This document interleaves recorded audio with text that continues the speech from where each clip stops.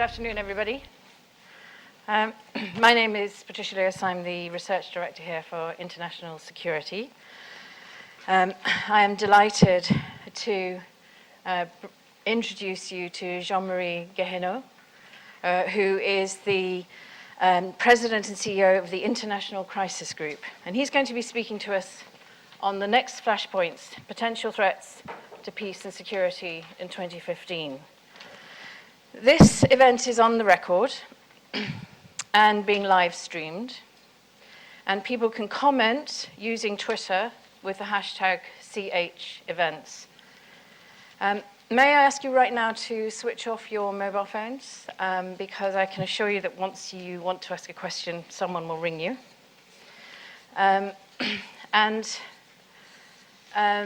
What we're going to do is Jean-Marie is going to speak for about 25 minutes or so, and then we'll go into the question and answer session for everybody here and try to finish up on time at 2 o'clock. So the International Crisis Group is an organization on which we all depend for its research, analysis, and its prescient crisis alerts. For example, its monthly Crisis Watch provides us with succinct, regular updates on the state of play in all the significant situations of conflict or potential conflict around the world. And it's a must-read, I'd imagine, for almost everyone in this audience. Jean-Marie has been the president of the International Crisis Group since August 2014, but he's had an amazing career. For 8 years, he was the United Nations Under-Secretary General for Peacekeeping Operations. And in that role, he led the largest expansion of peacekeeping in the history of the UN. In 2012, he was the Deputy Joint Special Envoy of the United Nations and Arab League for Syria.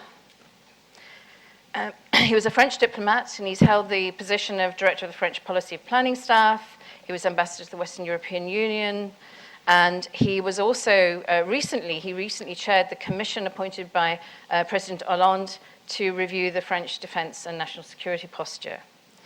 He's been an academic, he still serves on lots of boards, and in fact, he and I first met many years ago when he was on the Secretary General's board for disarmament, Advisory Board for Disarmament Matters. That's the right phrase, isn't it? So it's a great pleasure to have you here, Jean-Marie, and we really keen to hear what you have to say. We're doing an awful lot of work in Chatham House on conflict prevention, and if you like, that's really the raison d'etre of Chatham House. We were set up after the First World War to make our contribution to that effort. Thank you.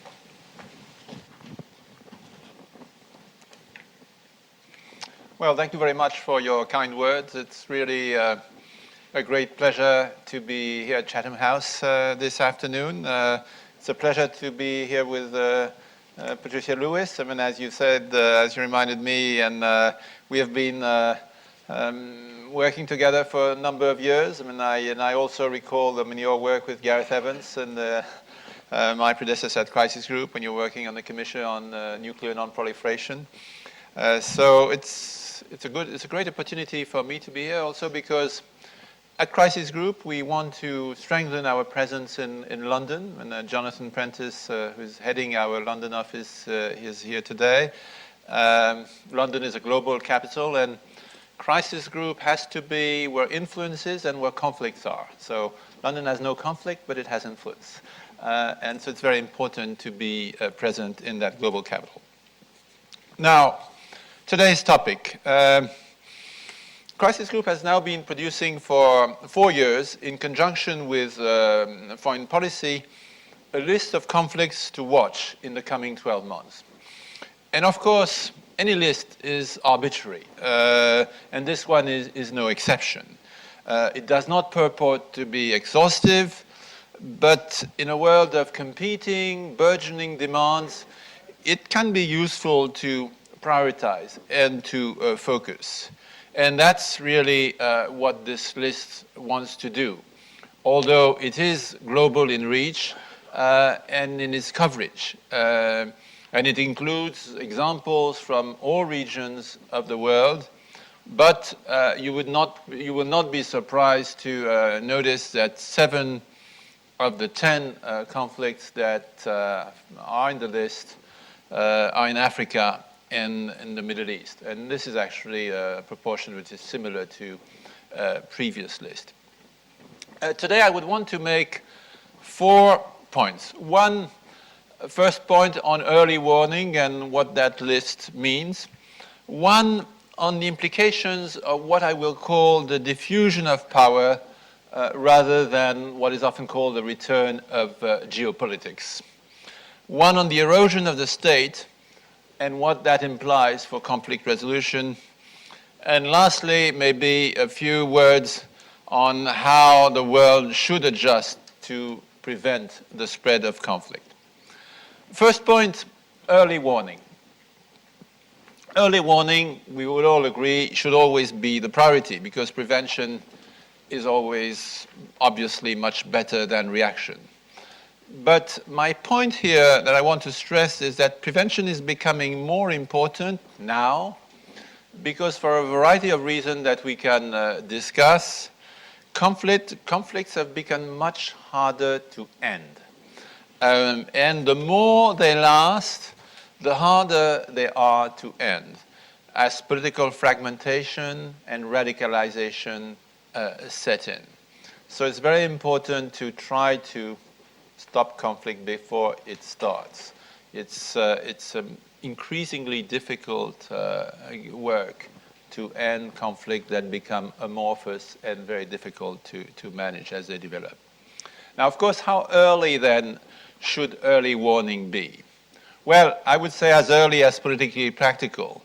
And because the further out from a situation boiling over, the broader the range of potential policy engagements. This is the time early on when policymakers, when development actors should address the structural issues with timely action to hold the slide. And we know what the menu is. It's about institutional reform, it's about constitutional amendments, it's about sometimes easing repressive tactics, encouraging more inclusive politics. All these are the bread and butter of much sound advice on long-term conflict prevention. But we also know that early action, sadly, doesn't sit easily with the short-term bandwidth of so many policymakers. A situation in raw crisis is more likely to garner the attention of policy actors. And that is why, actually, in so many theaters of conflict or crisis, the international community finds itself both supporting and simultaneously exhorting reform of individual leaders, government, security services, which are as much a cause of the problem as they are a potential solution.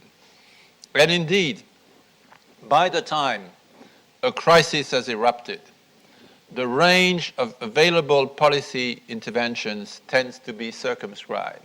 The menu that was wide open if you took a long-term preventive approach is much narrower menu as you get closer to the boiling point. And I'll take one example. Today we are just on the verge of elections in Nigeria. And a lot of things could be said on what could have been done to make the environment in Nigeria more supportive of peace as the elections are coming. But obviously today this is too late. So what can we do? We can certainly encourage political leaders to eschew the rhetoric of violence and to render the technical aspects of the polls, particularly voter registration, as complete as possible. We can have emergency measures, so to speak. We can't address the structural issues anymore. And we'll certainly have to focus on the post-election situation. If you think of Syria, there again, and as you reminded the audience that I worked with Kofi Annan in 2012 on Syria. Certainly in 2012, looking at an inclusive political process, even a comprehensive ceasefire as was attempted in 2012, was still an ambitious but maybe not completely unrealistic option. Today, the best we can hope for, that's what the present envoy, Stefan de Mistura, is trying, are local freezes, which may provide a starting point for the escalation. But again, the menu has narrowed on what is possible. And that is why our top 10 recognize that early warning has a role to play, not just in the long term, but we can't abandon countries once they are in crisis, because frankly, they can get much worse. And of course, in this list, you will have noticed that there is Nigeria, that there is Afghanistan, that there is the Democratic Republic of the Congo, 3 countries that are well known for being in the midst of very serious crisis. We believe we need to still focus on them because there is some preventative work to be done there too, as they are in crisis. And of course, to conclude on the list, it's clear that this is not an exhaustive list. As we look at indicators of fragility, from lack of inclusivity to runaway demography, many, I would say too many countries become candidates for early warning. Should early warning include some of the countries of Central Asia? Should it include Niger, which has half of the population is less than 15 years old? Should it include Cameroon, with Boko Haram now in the north, with an aging leadership and no structured plan for succession? Should it include Transnistria? Should the Central African Republic, where the situation can still get much worse, be added? Should we point to the risk of renewed tension in the East China Sea? And of course, how long will the Israeli-Palestine conflict, how long can we wait till the Israeli-Palestine conflict flares up again, as the gulf between hopes and reality becomes even starker? So one could make, sadly, a much longer list than the 10 countries that we point to. But certainly, Yemen, Nigeria, Libya, DRC, 4 countries which are on the list, we see daily how necessary it is to put them on the list. And at Crisis Group, we cover between 30 and 40 conflicts worldwide, because we do think that, sadly, that number is about the number of situations that need to be monitored on a regular basis. So having said all that, of course the question is, are we living in particularly worrying times? Although most relevant indicators of well-being, of violence, suggest that we are living in the best of times. But at the same time, we see clearly that the optimism of the Cold War moment is gone. And that norms previously considered, if not universal, then getting that way, of state sovereignty, of democracy, of the credibility of multilateralism, of the legitimacy of the international justice system. I could mention the responsibility to protect. My distinguished predecessor, Gareth Evans, really made a decisive contribution in putting that concept on the map. And in September, we will celebrate the 10th anniversary of the outcome declaration at the UN that put the responsibility to protect on the diplomatic agenda. All these norms are emerging norms. Today we see that they are somewhat receding, that the world seems to become more febrile, more unregulated, more atomized, and that new forms of ever more insoluble violence are on the rise, and that great power rivalry is making an ominous return to the global stage. So what to make of that? When I was chairing the commission that reviewed French defense and national security, we captured the new security environment under the twin rubrics of the threats of force, what would now be described as the return of geopolitics, and the risks of weakness, referring to the expanding ungoverned or weakly governed spaces. Now, as I look at the situation from the crisis group vantage point, what strikes me, and I'm going to try now to connect the dots, so to speak, what strikes me is actually those two types of risks and threats are merging. And so that the neat distinction between the two doesn't work anymore. Let me be more specific in my next 2 points. First, power is becoming more diffuse. As I said, this is perhaps more commonly, but I think less accurately described as a return of geopolitics and sometimes even as a new Cold War. Yes, indeed, Russia is at loggerheads with the West, and so in so being, it is highlighting the impotence of the Security Council on both Syria and Ukraine. But I would stress that there are important differences with the Cold War. First, cooperation continues up to a point, for instance, on talks with Iran on the nuclear question. Cooperation continues in the Security Council on much of the UN Africa agendas, which were the major peacekeeping deployments in Africa have the support of all the P5. I would say more importantly, structurally, that the major difference is that Europe has lost its centrality, which it had during the Cold War, which means that many countries in the world want to stay away, actually, from the confrontation between the West and Russia over Ukraine. China, for its part, is far from aligned on Russia. And while it is increasingly assertive, this trend remains, broadly speaking, confined to its immediate neighborhood. So we are not in the bipolar world of the Cold War, nor in the G2 US-China that was predicted a few years ago. You see many mid-ranking regional powers asserting themselves: Brazil, India, Japan, South Africa, Algeria, Gulf monarchies, Turkey, and so on. And there's quite a list of countries that are playing an increasingly important role.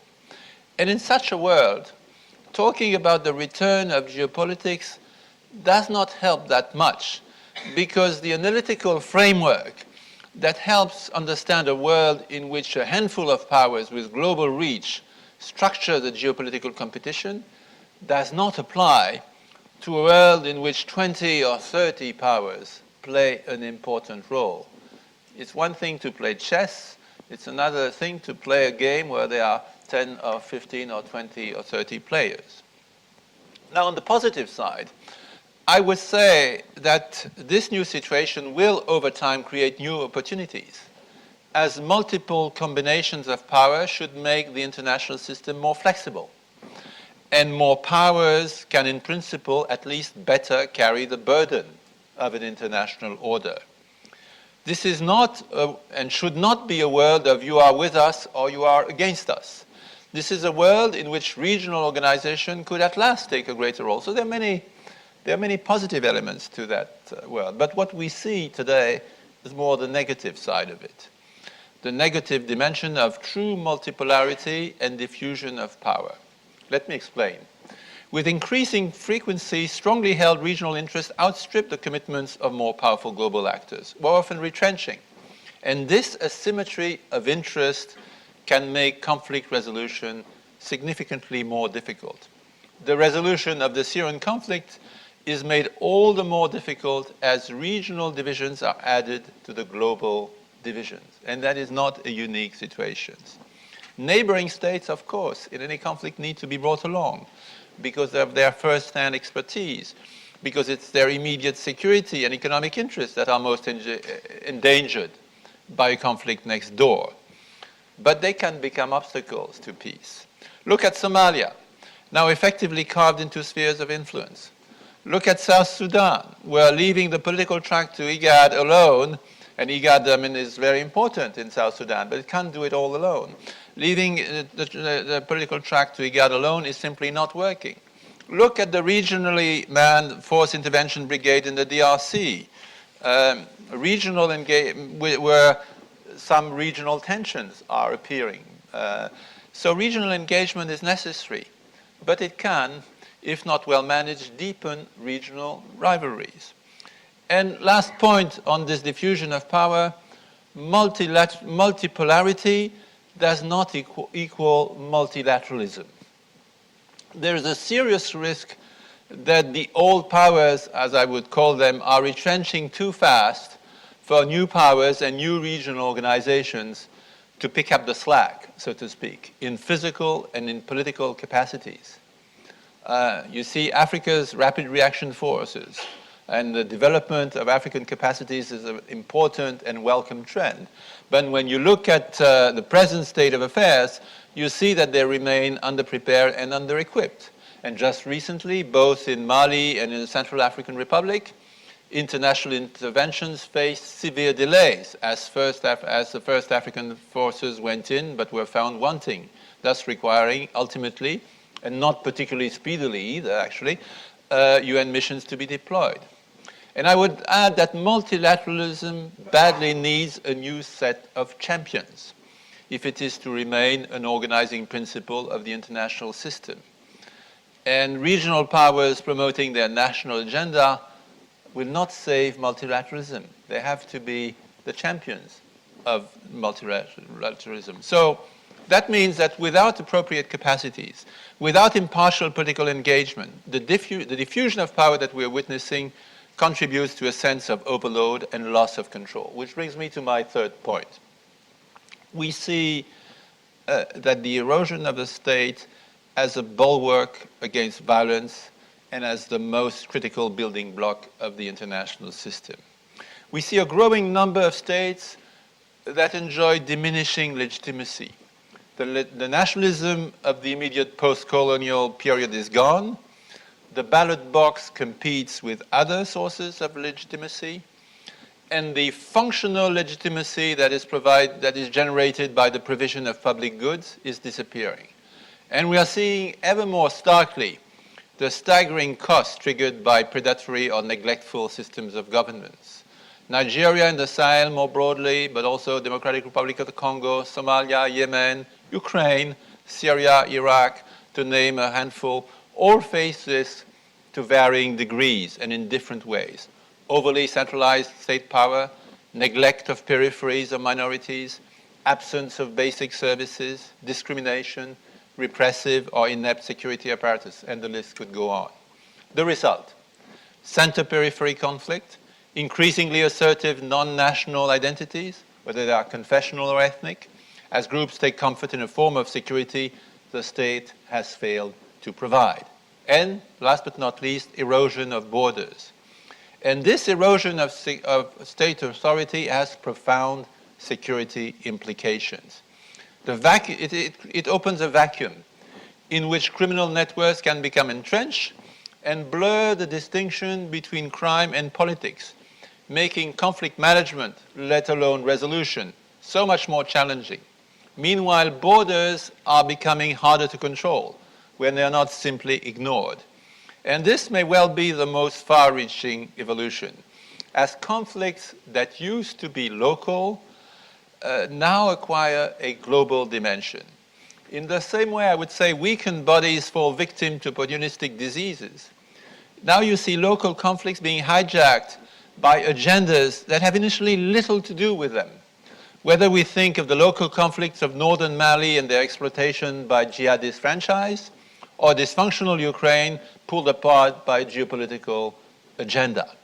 The threats of force, the risks of weakness are no more neatly separated. So, what can we do about it? Because I don't want to leave you with such a grim view of the world. Well, let's be honest. There is no obvious recipe there, but I'll make a few suggestions and give some thought based also on my years as head of peacekeeping at the UN. I would say first, start from within. The greatest threats to peace today come from the weakness of states and state politics. We need self-confident states, not weak institutions that can't serve their people, not brittle communities that try to shore up their diminishing appeal with some ism, whether it is the ism of nationalism or any other fundamentalism. How will we get there? First, I think we need to acknowledge the power of inclusivity. If exclusion is a principal conflict driver, and certainly that is our experience at Crisis Group, and we argue strongly that it is a major conflict driver, it stands to reason that the politics of inclusion should be better explored. That is why we argue in favor of greater use of ground-up solutions in Somalia. That's why we argue of bringing all parties into the dialogue in South Sudan, or the one in Algiers on Mali. That's why it's important not to ignore women in Afghanistan. That's why it's important to ensure a truly nationwide peace dividend in Sri Lanka. And that's why it's important to design a political compact in Iraq which genuinely embraces the marginalized Sunni, and for Kiev to make concrete overtures to reassure its eastern citizens of their central role in a post-Yanukovych Ukraine, and so on. In general, we argue in favor of avoiding overly centralized concentration of power, whether it's geographic or institutional or personality-based. And we call on those with power to emphasize and include those who have none. We argue this not so much from a moral standpoint, valid though that would be. We argue this from the belief that stability cannot be built on any other foundation, and that if you try, it's a mirage. Secondly, and not unrelated to inclusivity, do not underestimate the value of talking. Invariably, at some point, conflicts require resolution through talking, not force. All the more so if the resulting peace is to be sustainable. A potential US-Cuba rapprochement, the closest the West and Iran have come in decades to normalizing relations, the peace talks in Colombia. 3 examples, 3 pieces of good news in a year that hasn't seen many good news. 3 examples of the power of talking, not to mention Tunisia's tradition. All show that you have to talk not just to your friends, but to your enemies. And there, it's very important to accept that talking is not the same as legitimizing, and that too often the two are conflated, and it's an erroneous approach. In taking that course, when we conflate the two, we fail consistently to understand the world as our enemy see it, and we miss great opportunities. No one phenomenon better sums this up than the damage that was wrought to the West by the global war on terror and how it was perceived in many quarters. Or to take another example, understanding that many in Tehran view the sanctions regime not so much as aimed at a putative nuclear program, but as intended at regime change. And if you begin to understand the perspective of the other, maybe you can change your approach.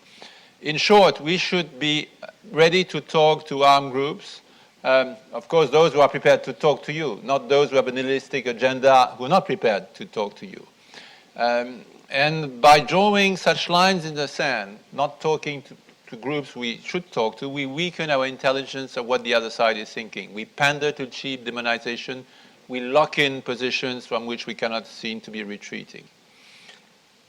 Thirdly, and I draw on my experience as a peacekeeper, as we use the military instrument, not ignore the politics of conflict. At the end of the day, the key is the politics, and no military force can substitute for that. I would say that in too many settings in Africa, commendable international commitment to engage in the pursuit of peace is not much matched by commensurate effort to develop a coherent political strategy. And thus, the IGAD process in South Sudan is imperiled. And there is no international consensus on the utility of seeking a comprehensive solution, nor on how to engage President Bashir. So again, we are deficient in the politics. In Congo, we focus on the Force Intervention Brigade, but we do not reflect on the political strategy to handle Kinshasa, which is the core issue of the Democratic Republic of Congo. So I would say that over-reliance on military force, whether it's Somalia or the DRC, perceptions of nominally impartial missions cozying up to government, all that leads to failure. We need to think through transitions where we take the time and where we put politics at the center. How to conclude, then? Well, I would say military force alone achieves little. Ideological dogmatism, likewise. Exclusion or insularity, similarly. In other words, we need to explore more and with greater determination and patience the power of developing deeper understanding of the politics at play, of expanding every effort to appreciate the perspective of all actors through inclusivity. We need to have a strategic vision of intervention that focuses on institutions rather than individuals. Finally, we need to be prepared after a decade and a half of great ambitions, where now we have great doubts on all we have done. We need to be prepared maybe to set a more modest agenda, not retrenching, but not overreaching. That's the balance that we'll need to find in the coming years. We live in a connected world, but it is a bottom-up world, not a top-down world. And that is why geopolitical black swans are going to be the new normal, as we keep being surprised by local events that take on a global significance. And understanding that connection between the local and the global, being aware of the global impact of our own local engagements, and acknowledging the limits of our capacity to change the lives of others, I believe that will be the key to successful peacemaking in a world that today sees much too many conflicts. Thank you.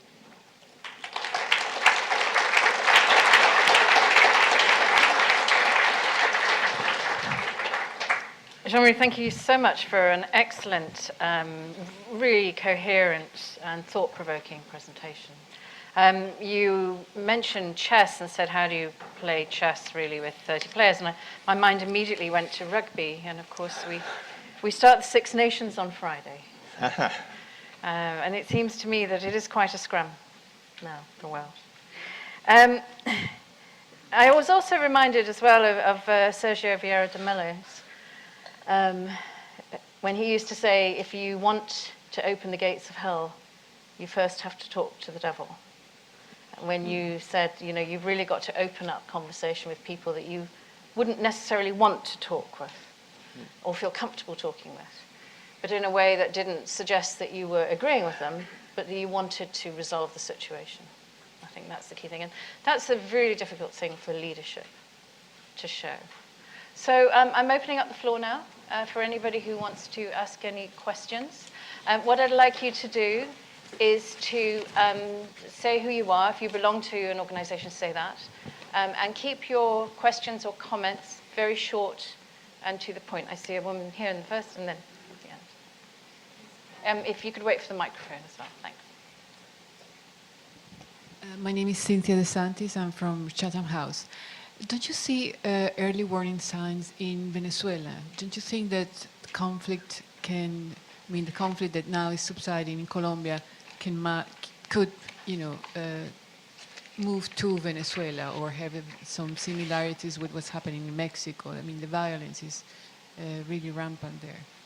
Well, we have put Venezuela on our list, actually, precisely because we see a situation with very weak institutions, an incredibly polarized society. So I think one should not be complacent about Venezuela, and it's very important to focus on that country.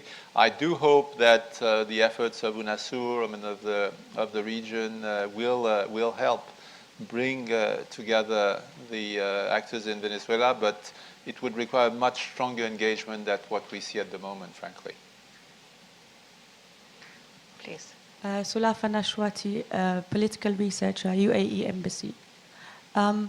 Do you agree that the picture you painted under the diffusion of power makes the current Security Council totally irrelevant?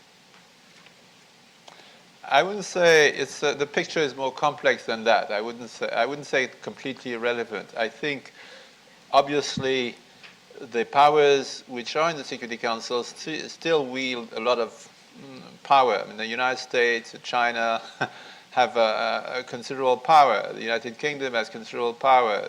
Russia has considerable power. France has considerable power. So I wouldn't say that the Security Council is completely irrelevant. I would say that it has not adjusted to the new distribution of power. Now, once one has said that, that doesn't. First, there is the practical question how to reform the Security Council. And frankly, when you look at the very difficult negotiation of the UN Charter in 1945, when there was one power, the United States, that was a true unipolar moment. And even then, the negotiation of the UN Charter was a complicated affair with a much smaller number of countries. So, and it was after a world war and tens of millions of dead. I think now a reform of the Security Council is a much harder thing to do than it was, creating it in 1945. And then you have the question on how to reform it, frankly, because it's the members of the Security Council, they have to represent the distribution of power in the world. They also have to be committed to a certain way of addressing issues. And if by a magic wand you had 15 or 20 new powers in the Security Council, which is not in the cards, I'm not sure it would work in any way. It would actually be paralyzed, most likely. So the question is not just a question of membership.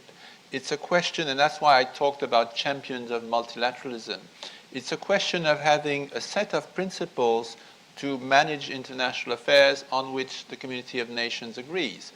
And the one concern that I did not address in my talk, but which I think is very, I alluded to it, which I think is very important, is that not only the emerging norms that we saw developing in the first decade of this century are under threat, but the basic norms that were agreed in 1945 are under threat. And that's fundamental. And that's the question of what constitutes aggression. And in the age of cyber warfare, in the age of unsigned attacks, so the basic deal of the United Nations Charter, Article 51, that restricted the unilateral use of force to one exception, so to speak, when you are attacked. And the attack, it was with the memory of what had happened in World War II. An army crosses your border, that's a clear sign of attack. When now you have a much more complicated situation, you can either enlarge the concept of self-defense, and you change the balance between what the Security Council decides and what unilaterally countries can decide, or if you stick to a rigorous interpretation, then you have to trust the Security Council to take action, which it will not because it is itself paralyzed. So the problems are much deeper, sadly, than the question of membership. But is Russia committed? Russia traditionally was committed to a legal order. The annexation of Crimea raises great questions on that. At the back, please. Thank you. Hi, thanks. Heba Ali of Iran News. You mentioned the weakness of states as a main threat today, and we all know that most conflicts are now internal and asymmetrical. Can you speak a bit more about the implications for our approach to intervention and mediation? Thank you. Before you do that, I'm going to take another question so that we can group them together again because of time. On the right, gentleman with glasses here, and then I'll come to you later. John Holmes, a former UN colleague of Jean-Marie and now director of the Ditchley Foundation. Jean-Marie, you talked at the beginning about early warning, and obviously we all agree that's much better than action after the event. And you said there are more options available to you when you act early. The problem that I see very often is that early warning or early action before the crisis happens is even more interventionist, or has to be, than action when the crisis has happened, because there's no justification for it. When the crisis has happened, everybody can see why you're doing it. Before it happens, it's very hard to find those justifications. And Nigeria might be a good example where people could see years and years ago that this was a very weak and fragmented state. But how would you intervene in Nigeria? You would never have the permission of the, I don't mean in military intervention, I mean all sorts of other actions. How would you persuade the Nigerian government to accept that? So how do we overcome that problem of acting before there's a very obvious reason to act? Is this a hot pursuit question? Can we just have the microphone up here for a hot pursuit question? It has to be very brief. Hot pursuit and everything, but nothing sticks. My name is Euripides, High Commissioner of Cyprus. Along the same lines, hot pursuit. what are the criteria we put in the basket for the early warning? Does one size fit all? You do it in cases across the board, or do you custom make it in different countries, taking into account the culture, the history, and all these things? I have a problem with that as well in defining this. Thank you. Hard pursuit. Excellent. Jean-Marie. Okay, weakness of state, does it make intervention, mediation more complicated? Yes.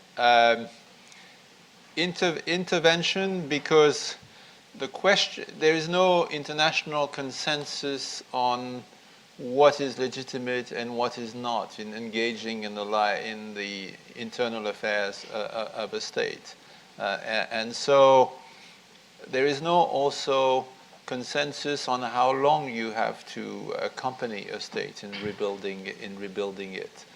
And so that makes the whole notion of shoring up states much more difficult, because there's no political consensus, there's not always a capacity, frankly, and there is not the conceptual understanding of what needs to be done. So there is an intellectual deficit, there's a political deficit, and a capacity deficit. And on mediation, it broadens the range of actors that need to engage in mediation, because very often states are not the best actors to engage in mediation, because for the reasons that I alluded to, is they don't want to talk to actors that they would be seen as legitimizing. So sometimes having a non-governmental organization play a role to bring the parties together, that does not have the implication of a formal recognition, and that can pave the way to mediation. So I think we need to adjust to this world of weak states with a much broader range of instruments than when it was just about managing relations between states. Now, early warning, early action. The problem is manifold. One is early warning, you don't get much support at home to engage, because public opinion is mobilized by tragedies that they see on their television screen. And so the level of support you get is weaker the earlier you want to engage. Acceptance of engagement at the receiving end is the other facet. And there, I would say the best way to approach it is probably not to flag that there is a risk of genocide or a catastrophic risk, because that will make the country that you want to engage with very nervous. Countries do not react like individuals. When you're afraid of being sick, you like to see the doctor to check that you're not. When a country is sick, it doesn't want to see any doctor because it's afraid it will reveal greater sickness. And so there is a deep reluctance of countries to admit that they have problems. And that is where I think nimble diplomacy, low-key diplomacy is probably the most effective way to be accepted and to engage. Frankly, it doesn't always work. Because countries can just reject any engagement, even if it's low-key. But if there is a chance, it's usually that through low-key engagement of actors with credibility and personal credibility. And again, there, having non-state peacemakers can help. You have groups like the elders, which can play up to a point a certain role, because they certainly don't wield any other power than the power of their experience, which is considerable. But that's so.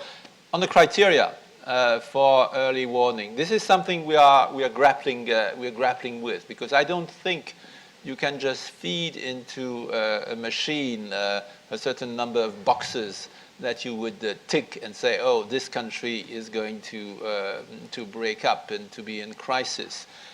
If we did that, I think we would be like the economists who predicted 5 of the last 3 recessions. There are a number of countries that have worrying signs, but then you have to look at the fabric of society, at a number of elements that are more political than quantitative.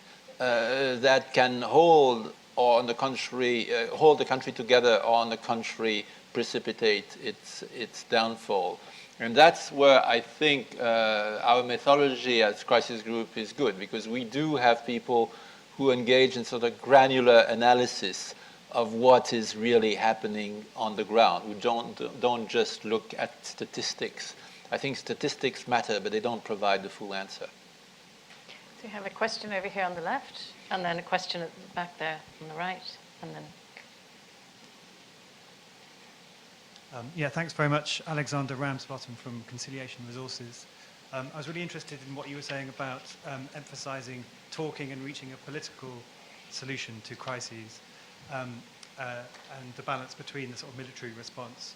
And I was just wondering if you thought that at the moment the sort of UN architecture is set up to emphasize that in the same kind of way. I guess looking at the Department of Peacekeeping Operations and the Department of Political Affairs, and the types of deployment that they put in, and the way that those two speak to each other. And I wondered if, especially in terms of the review of peace operations that I think is happening at the moment. Thank you. And the gentleman in the beige jumper, please. Yeah, hello. My name is Richard. I'm a member of Chatham House and a student at Westminster. My question, you mentioned about responsibility to protect. My question is more, when does the R2P come in play in these conflicts, and who initiates it to come into play? Thank you. Okay. Yeah. On the UN structure, I would start by saying that the more troops I had under my responsibility when I was Under Secretary for Peacekeeping, the more convinced I was that indeed they were an important leverage, and they provided important leverage in the management of crisis, but at the same time, their role should be limited. And I think the present architecture of the UN takes a much too linear view of conflict resolution. We tend to think in terms of peace enforcement, let's say done by coalitions of the willing, followed by peacekeeping, followed by peace building, or either or terms, or you have political engagement, or you have deployed peacekeepers. The reality is that each situation requires in different proportions a mix of instruments, which can be political, military, developmental, a range of instruments. And I think the danger at the moment is that you have a militarized response with peacekeeping and a political response that would ignore the leverage that the military force can provide if you look at things in purely political terms. I think the UN would be well advised to introduce some kind of flexibility in the way it combines the various instruments that it can deploy. And in the future, I think one has to have a much more modular approach to UN engagement in crises, and because otherwise there's a risk that bureaucratic logics will trump political needs. Great. And R2P? Oh, and R2P. I mean, I have been confronted to situations of R2P. You could say what was happening in Darfur and what's still happening in Darfur, or what's happening, obviously, in Syria today. I think the difficulty that we face today is that sometimes we set ourselves for very ambitious goals where we don't have the resources and the means, and that if there was to be a solution, it would be a political solution in the gray area of compromise. Sometimes for the sake of the best, we ignore the good, or the less bad. And that's the challenge of international engagement in many crises, where there's a gap between the rhetoric of wanting to get things right and the actual political willingness to to follow up with real action. And it's even more than that. It's not just action. It's the fact that to engage in the lives of other communities, very often the blunt instrument of force doesn't work. It will create reactions and counter reactions. And so I think while R2P is a fundamental principle of collective responsibility, that we should deeply believe that what is beyond our borders is not beyond our moral responsibility. While we should deeply believe that, at the same time, I think we should be much more humble in the way we are prepared to help others. And sometimes bluster gives false hopes that then are disappointed, that harden positions, and we abandon the possibility of an imperfect settlement for the mirage of a solution that doesn't come. Right, I'm going to just take two. They're right next door but one to each other in this row here, and then we have to finish, unfortunately. I sense there's many more questions in the room. I'm sorry, we never have enough time. Joseph Galbuni, member of Chatham House. You said that a lot of the problems we have are because we have less respect for the borders. With the exception of the Middle East and Africa, would you say that a lot of the problems we have were because of the cavalier way we handled the borders of the Soviet Union and Yugoslavia? Hi, my name is Hilary Hurd. I'm a graduate student at King's. I'm just wondering if you could speak more generally about ways in which you imagine the crisis in Ukraine could have been prevented, and how you've sort of made sense of arguments by those like John Mearsheimer, who've argued that had the West been more sensitive to Russia's interpretation, or would-be interpretation, of Ukraine's ascension into the EU or NATO, the crisis could have been averted.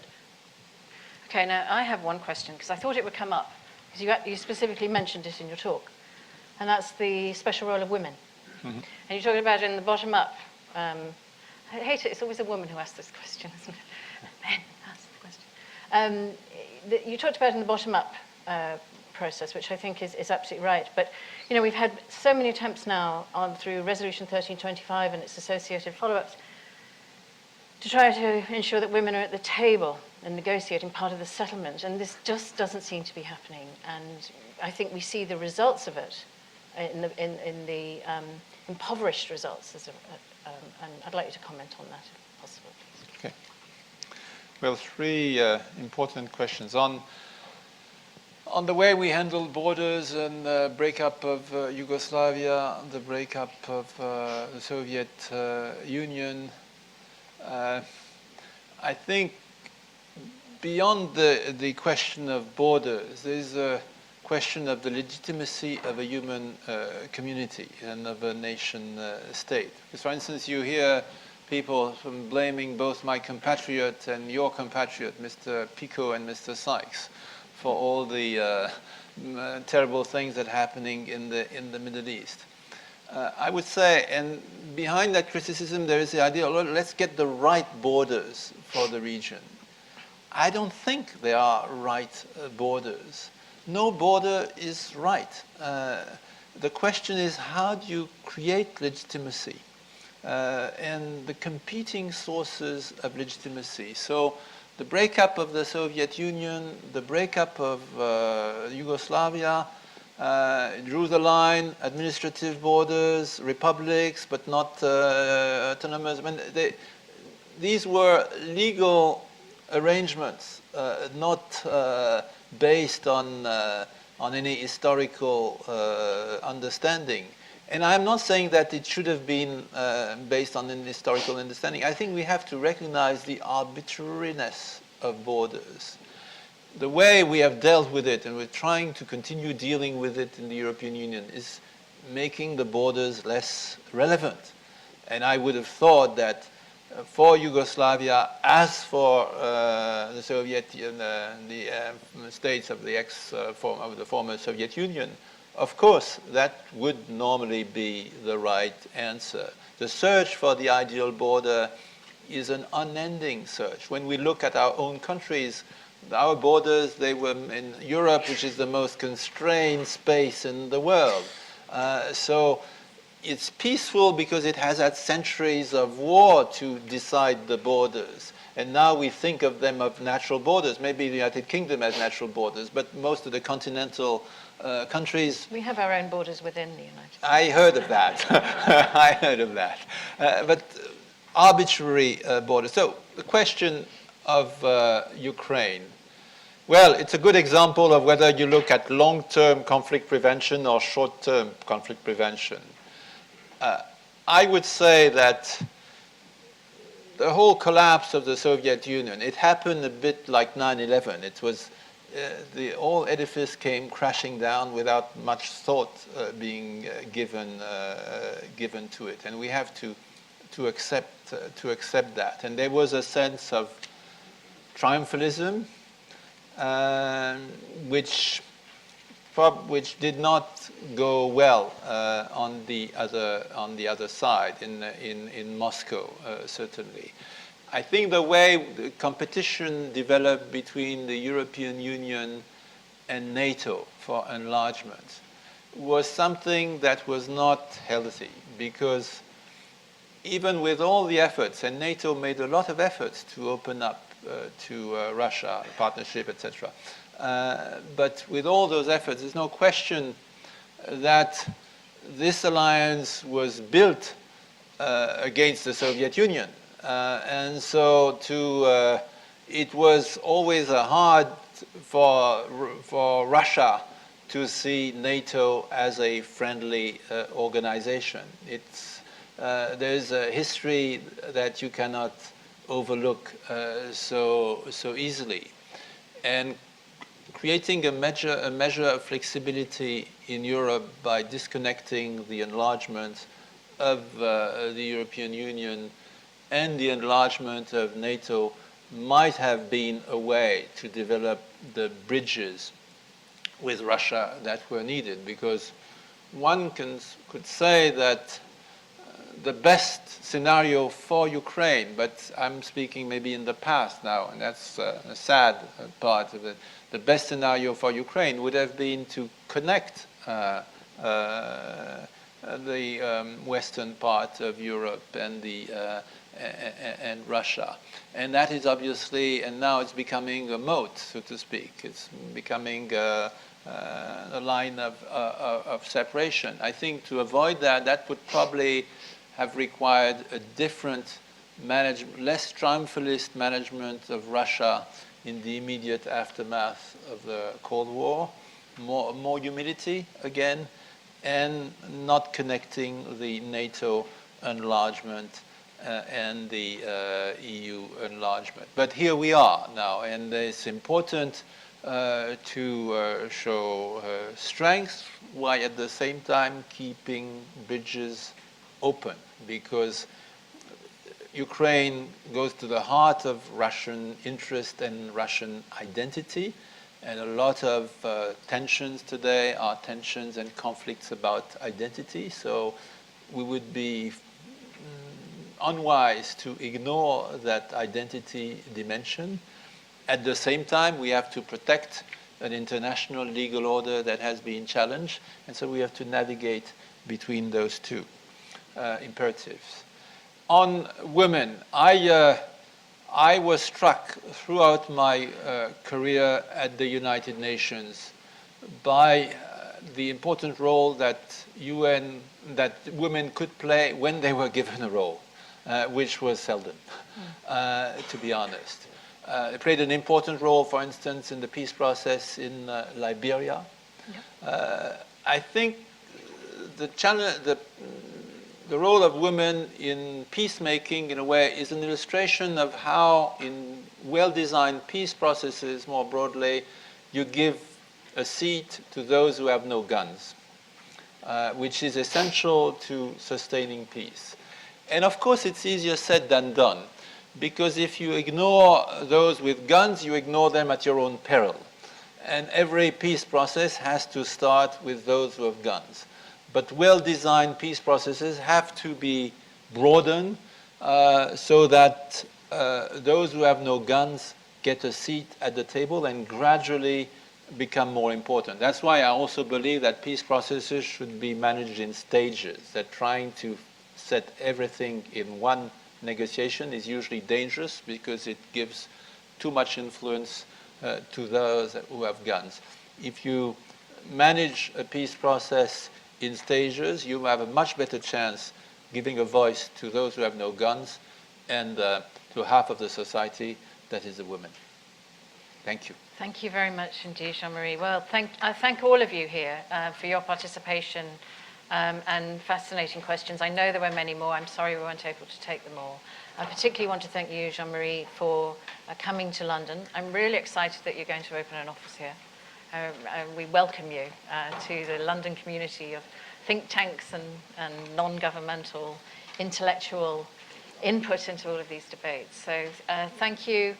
We hope you come back again very soon.